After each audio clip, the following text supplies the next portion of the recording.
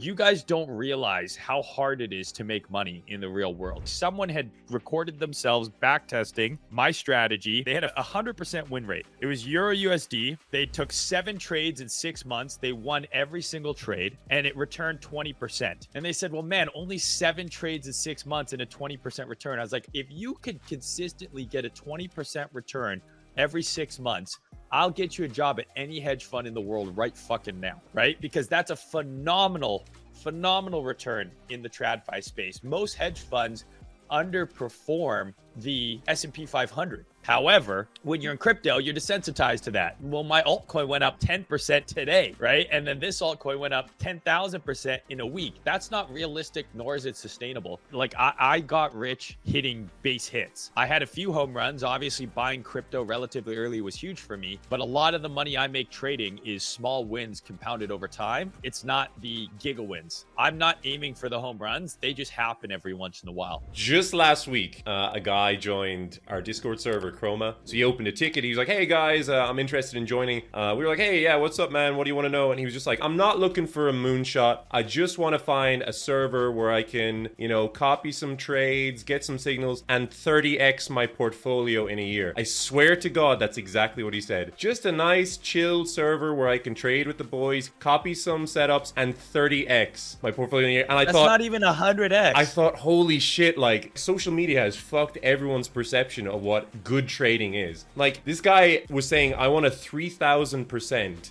my portfolio I just want in to a know year. the winning lottery numbers. Exactly. That's it. I'm not asking for much. But that's it. So you spend all your days on CT and you will start to believe that everyone is hitting these 10 or 20 or 30% months, like 50x here, 20x here. Because again, that's the content that's pushed to the top of your newsfeed. That's the stuff that drives engagement. That's the stuff that gets the most likes, the most reposts. So you genuinely think it's survivorship bias. You see one post like that, you don't see the 999 posts from guys who say, I actually got liquidated today, or like, hey, my $1,000 investment is worth $5 now because you know, I invested in the wrong hippo coin, right? So it's like, I think everyone has this common tendency in social media to normalize people making crazy returns in crypto. I think actually the point you're making, or the point you made about focusing on those compound returns, right? Incremental gains, compound returns. That is honestly, for me, that's the best way to ensure consistent growth, right? Like my portfolio,